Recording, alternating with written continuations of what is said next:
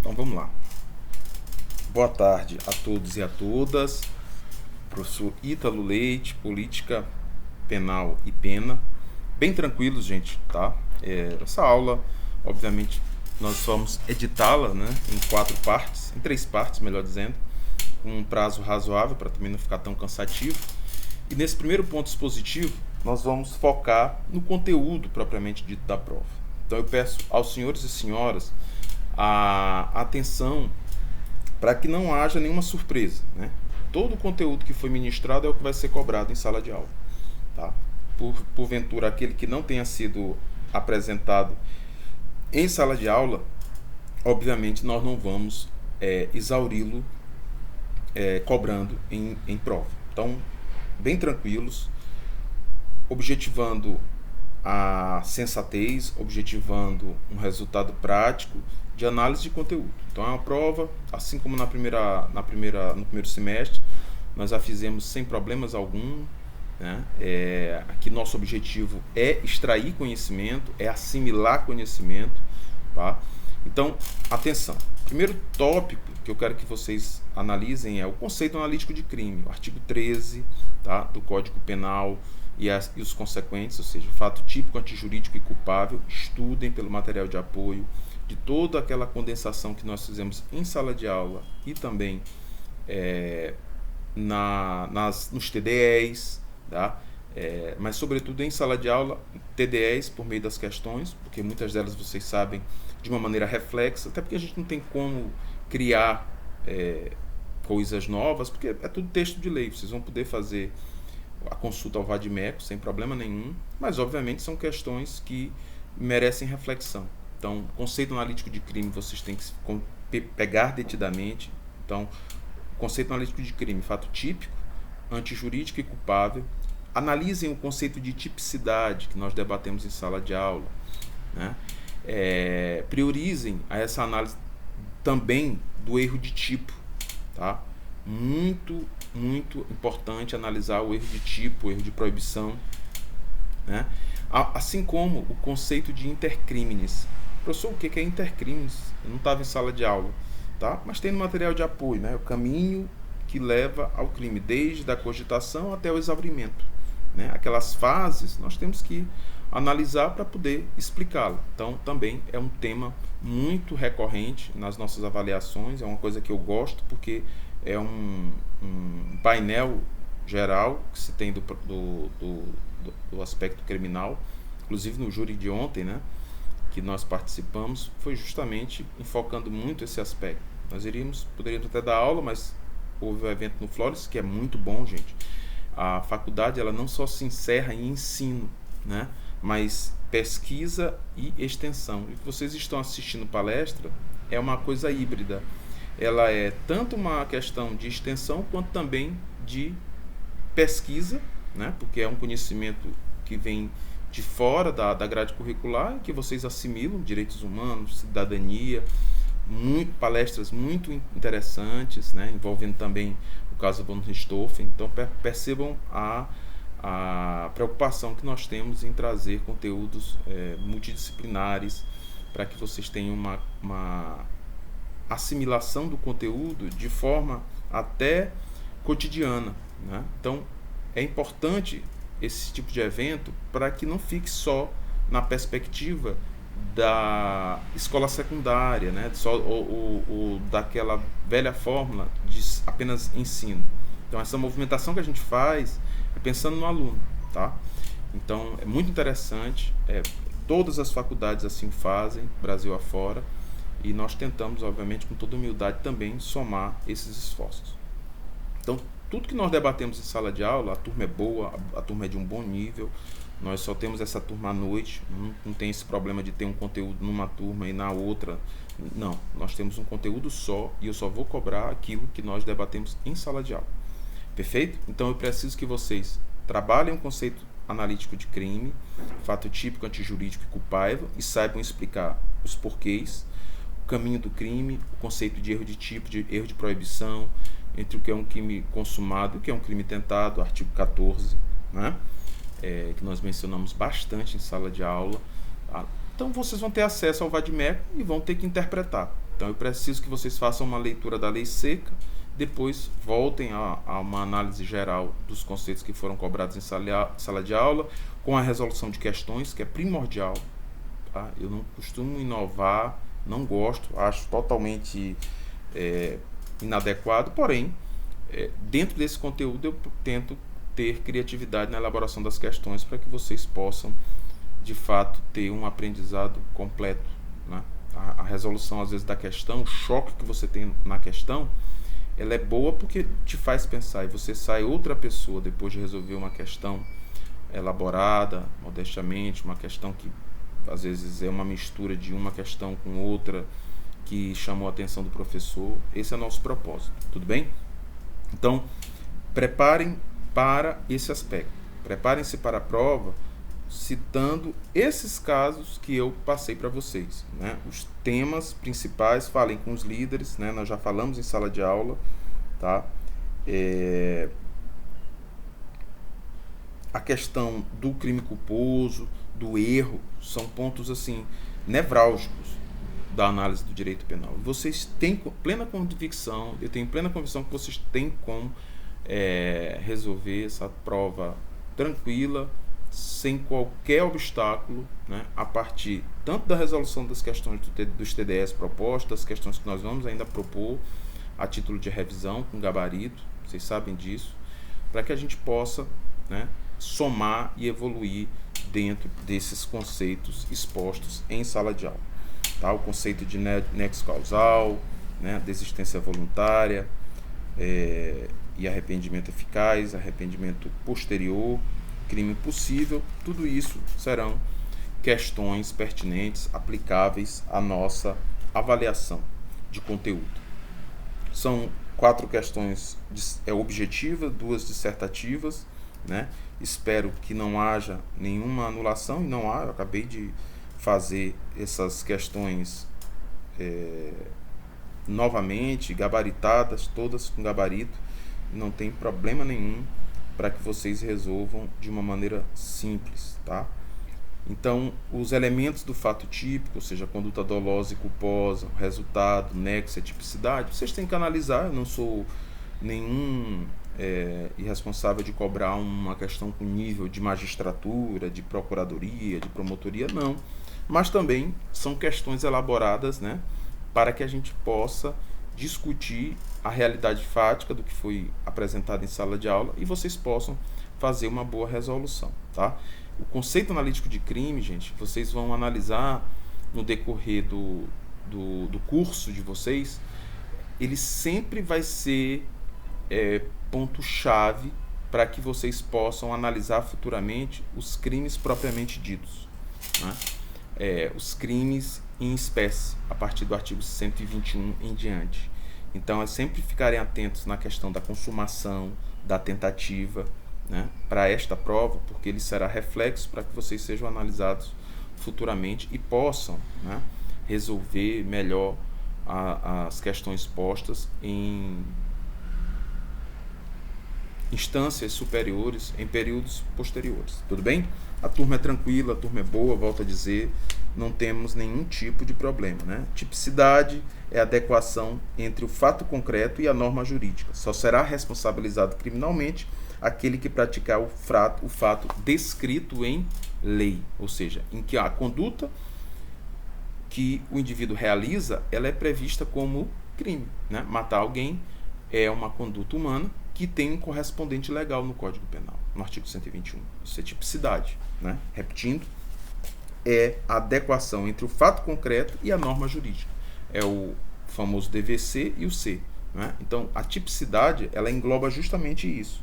É a justa adequação entre o fato evidenciado no cotidiano e aquilo que é de fato previsto em lei, né? Com o preceito primário, matar alguém, e o secundário, qual seja a pena correspondente. Conceito primário, matar alguém. Conceito secundário, pena de 6 a 20 anos. Perfeito?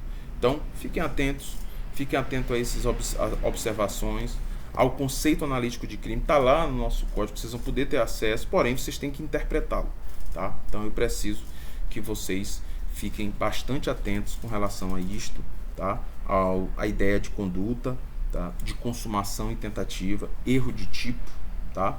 Artigo 20 tem que ser bastante analisado por vocês, erro de tipo, erro de proibição, tá? Todos esses elementos devem estar na prova de vocês e vocês devem estar atentos e atentas para não caírem em nenhum erro, né? Evitem a primeira resposta, evitem o entusiasmo, a empolgação de tentar resolver uma primeira questão e se livrar da prova. Não façam isso. Às vezes aparentemente é simples, né? Mas muita gente boa, né, erra às vezes nesse primeiro momento, acha que ali está o primeiro conceito e sai resolvendo. Então façam uma primeira proposição, depois reavaliem, façam uma reflexão para saber se aquela questão realmente de fato tem gabarito, se aquele gabarito corresponde a alguma das opções, e sempre que possível, né, fundamentem, né, mesmo que seja de marcar, porque às vezes até o aluno se equivoca,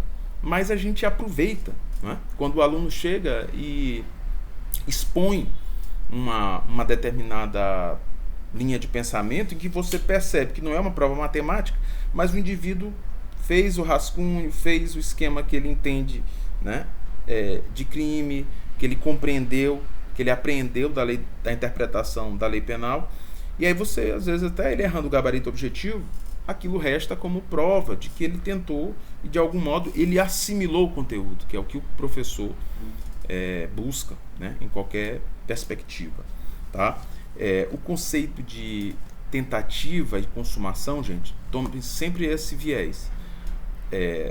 Na capa dos processos, antigamente quando os processos eram físicos, né? Hoje são processos eletrônicos, mas você via logo na capa do processo, né? Quantas vezes eu vi aqui no meu escritório, aqui é um dos meus escritórios do São Francisco, tem um no Renascença, mas aqui é o meu grande paradeiro, né, profissional, há 20 anos, quase 20 anos. E aí, o que você tem acesso?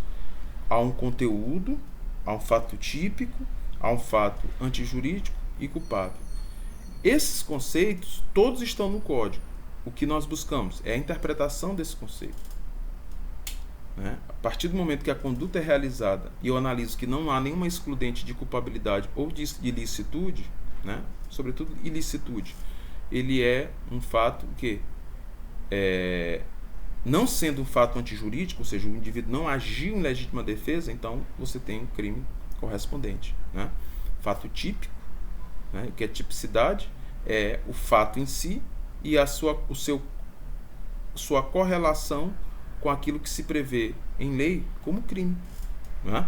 Então, fato típico é antijurídico porque aquela conduta não está sob o palio de nenhuma das excludentes de ilicitude, artigo 23 e 25, né?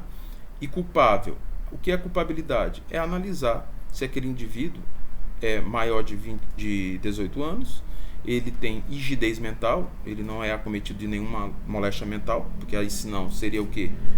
Medida de segurança, apenada é aplicada ao indivíduo acometido de moléstia mental, ele não é atribuído a ele pena, é uma sanção penal, do qual a multa, a medida de segurança e a pena são espécies. Então, a pena ela é aplicada ao indivíduo que é capaz, que tem maioridade e goza plenamente das suas faculdades mentais. Grosso modo, a culpabilidade, nós poderíamos encerrá-la nisto. Obviamente, nós temos vários conceitos, né, que regem a questão da culpabilidade, né, que obviamente nós vamos debater em outro quadro, né, em outro bloco, tá? Mas, sobretudo, falar em excludentes de ilicitude é falar no artigo 23. Anotem aí, artigo 23, excludentes de ilicitude, estado de necessidade, legítima defesa, estrito cumprimento do dever legal e exercício regular de direito, tá? Culpabilidade é a possibilidade de declarar culpado o autor de um fato típico e antijurídico. Os dois conceitos primários, né? Os dois conceitos iniciais para se considerar crime. E é um pressuposto para a aplicação da pena. Integram a culpabilidade, a imputabilidade, ou seja, ser maior de 18 anos e gozar das suas faculdades mentais, né? A potencial consciência da ilicitude e a exigibilidade de conduta diversa. Ou seja, o indivíduo poderia agir de outro modo, ele agiu de forma despropositada, então ele pode ser considerado culpável. Na falta de qualquer um desses elementos, professores, o fato não deixa de ser típico, mas a ser inculpado, o agente, merecendo sentença absolutória, tá? Ou seja, o fato não deixa de ser típico, né? Mas ele não vai ser considerado culpável porque ele não preenche aqueles requisitos que integram a culpabilidade, qual seja a imputabilidade, a culpabilidade, né? a potencial consciência da ilicitude e a exigibilidade de conduta diversa, tá? Então, a imputabilidade é aquele em que o indivíduo será imposto o quê? Medida de segurança, tá? O que é medida de segurança? É uma espécie de sanção penal imposta àquele acometido de quê? Moléstia mental grave, tá? Quais são as causas que excluem imputabilidade? Doença mental, desenvolvimento mental incompleto, desenvolvimento mental retardado, embriaguez, né? Essa embriaguez, ela só pode decorrer em imputabilidade se for uma embriaguez patológica, ou seja, aquele indivíduo, gente, ele é nascido com um problema, por exemplo, em que ele não pode beber, né? Ele não pode consumir determinado bebida alcoólica, álcool de uma maneira geral, porque ele realmente é privado, né, das suas faculdades mentais. Isso a literatura médico-legal é proverbial, é remansosa, é muito rica, em outras palavras, com esses casos, tá? Então, por meio de laudo, se prova que aquele indivíduo tem uma embriaguez patológica. Se ele beber uma gota de álcool, ele sai de si. Nesse caso, ele é considerado inimputável? Sim. Né? Ele não pode ser imputado a ele um fato tido como crime. Portanto, nós chamamos de inimputabilidade. Tá? Professor, e o caso da embriaguez fortuita? Também. O que é embriaguez fortuita? Imaginem aqui, eu estou aqui na minha canequinha de água, o indivíduo coloca um pouco de álcool sem que eu saiba, e aos poucos vai embebedando o indivíduo a ponto de que, sabendo que ele, por exemplo, não pode beber, eu vou lá e embriago aquele sujeito fortuitamente. Não foi porque o camarada quis, mas porque um terceiro assim quis proceder. E embebeda o sujeito a ponto de colocá-lo em estado de completa embriaguez. É o que a gente chama de embriaguez fortuita, tá? Então, esses casos também excluem a imputabilidade. É o que a gente chama de réus inimputáveis, aqueles indivíduos que não têm condição de se defender. E o potencial consciência da ilicitude, professor? O senhor falou em sala de aula, eu não estou lembrado. O que significa?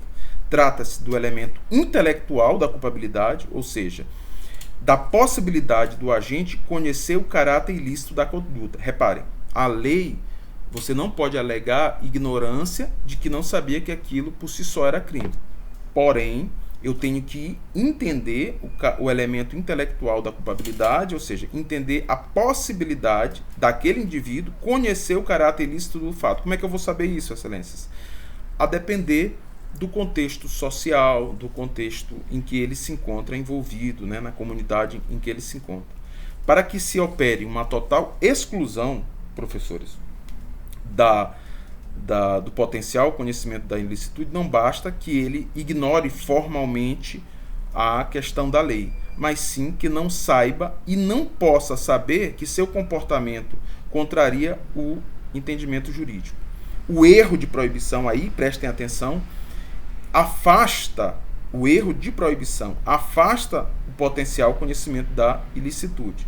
Se inevitável, exclui a culpabilidade e isenta o réu de pena. Se evitável, o erro, quando verificar ser possível ao agente, diante das circunstâncias, atingir a consciência da ilicitude do fato, Neste caso, haverá responsabilização penal, mas a pena será diminuída de um sexto a um terço. Professor, então, quer dizer, ele tinha conhecimento, mas não tinha? Isso é coisa do Chaves, né? Não, professor. O que eu estou dizendo é, eu tenho que analisar o caso concreto, entender se o erro de proibição ele pode afastar totalmente a responsabilização, ou pelo menos eu posso ter a pena o quê? Diminuída. Não é o caso, por exemplo, de um crime do colarinho branco, em que o indivíduo vai alegar desconhecimento da lei. Uma pessoa culta, uma pessoa que tem acesso a bens culturais, ele jamais vai poder alegar esse aspecto, né? Normalmente ele é um expert, né, perito naquela conduta, mas o criminoso comum, o criminoso vulgar, aquele indivíduo que atira, né, pensando que aquela conduta que ele aprendeu com o pai, com os tios, né, no interior fazendo a caça, aquilo, dentro daquela realidade dele, ele não pode alegar o desconhecimento total do ponto de vista formal da lei. Mas se eu adentrar ao ambiente, à questão socioeconômica, de valores em que ele está impregnado, não é? O Eugênio Raul Zaffaroni já diz que o direito penal é impensável fora do seu contexto social, né? O penalista argentino.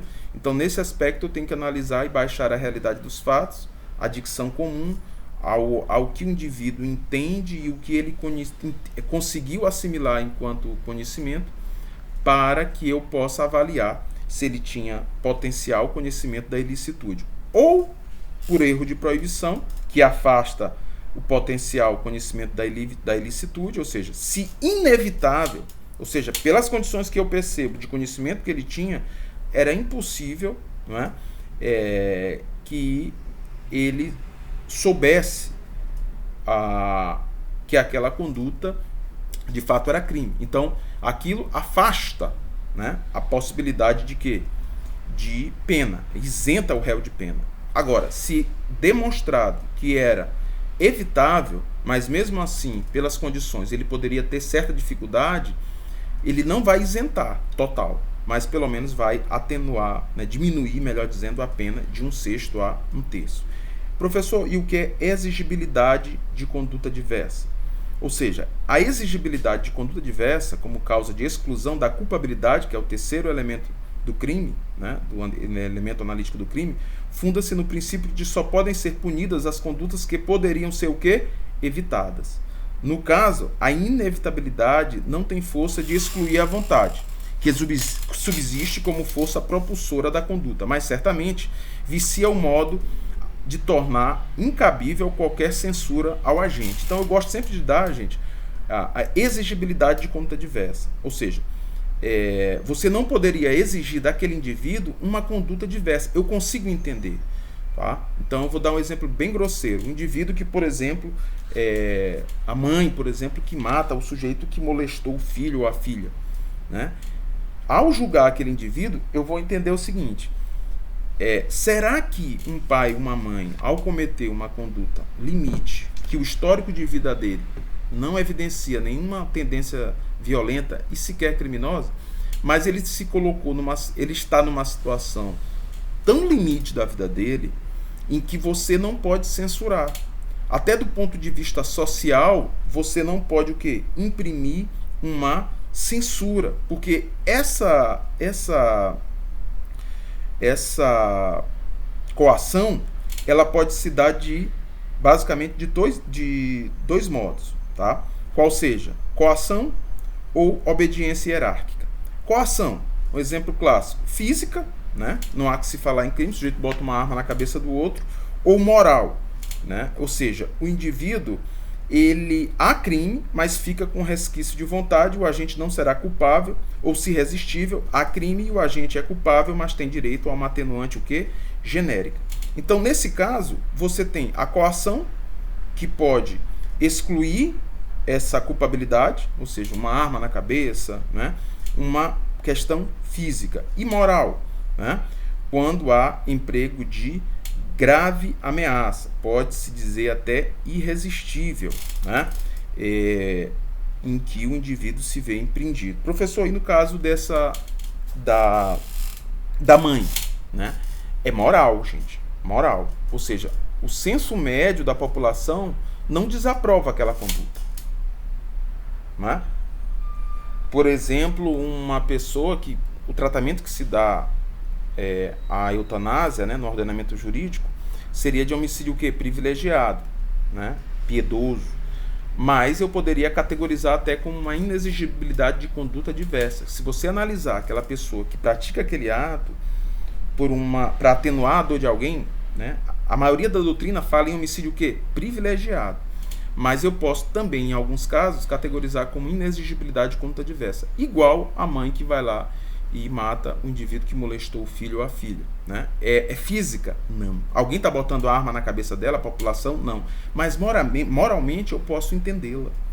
Né? Moralmente eu posso entendê-la e posso excluir essa culpabilidade. Então, bem tranquilo, tá? A gente pode debater mais ainda, até por meio de questões, mas a exigibilidade de conduta diversa é justamente isso, seja ela coação física ou moral. Obediência hierárquica, o próprio nome já diz, você age sob o império da vontade alheia. Você não age, gente, com uma vontade própria. Né? Você age pelo desígnio de um superior hierárquico. Perfeito? Você age com relação a uma vontade de um superior hierárquico, né? Uma ordem superior emanada, uma manifestação de uma autoridade que você é subordinado.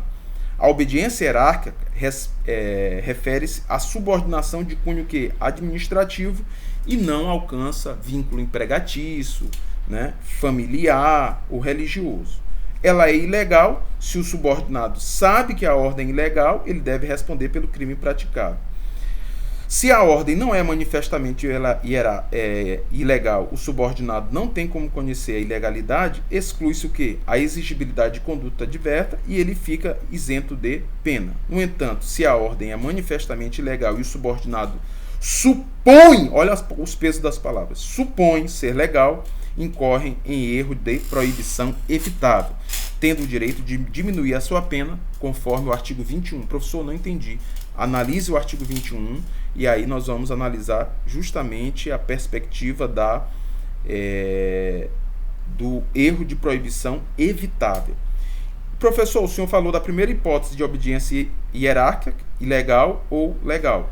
Ilegal, se você tem conhecimento da ordem, seja ela que ela é ilegal ou você, sendo manifestamente ilegal, o subordinado supõe que ela é legal, ele incorre em erro de proibição, artigo 21, que pode vir a diminuir a pena. E se legal? Se o subordinado cumpre ordem legal, professores, prestem atenção, se o indivíduo cumpre ordem superior, ou seja, uma ordem legal, ele está no estrito cumprimento do dever legal, ele não pratica crime porque está acobertado por uma causa de exclusão de ilicitude. O artigo 22. Se o fato é cometido sob coação irresistível ou em estrita obediência à ordem não manifestamente ilegal de superior hierárquico, só é punível o autor da coação ou da ordem. Então, eu acredito sinceramente que esses episódios aí já estão superados, né? Nós fiz questão de falar desses aspectos. Há também a questão das aberrations, né? Aberratio ictus, o delicti, também é falado em sala de aula, mas foquem no que eu falei, tá? No conceito analítico de crime, no conceito de tipicidade, no erro de tipo, no erro de proibição, no conceito de intercrímenes, tá? A diferenciação entre consumado e tentativa, pode ser que a prova venha pedindo, por exemplo, a diferenciação do crime consumado e da tentativa, né? E aí não será surpresa a nenhum de vocês, né? Nós teremos possibilidade tranquila de discutir isto de uma maneira bem tranquila. Tudo bem, professores? Então, em prova, eu acredito que vocês não vão ter nenhum problema em analisar a prova, de responder a prova. Vocês vão ter questão das discriminantes putativas, fiquem atentos, né? Nós falamos em sala de aula, ainda escrevendo, inclusive, na lousa, tá? Então, nós discorremos várias e várias vezes, tá lá no material de apoio, tem nas questões resolvidas. Eu peço bastante atenção dos senhores e senhoras na resolução dessas questões. Tudo bem? Primeira parte da aula preenchida, essa exposição com relação à prova propriamente dita e ao conteúdo dela, sempre atento ao material de apoio e aos materiais contidos nos TDEs e nas resoluções de questões. Bastante atenção nas resoluções de questões, tá? Eu tiro muito material delas, né, transformando em matéria dissertativa ou objetiva, sempre gosto de mudar. Tudo bem, professor? Então, vamos dar mais uma pausa, 30 minutos como combinado a primeira parte, e aí nós voltamos para o segundo bloco.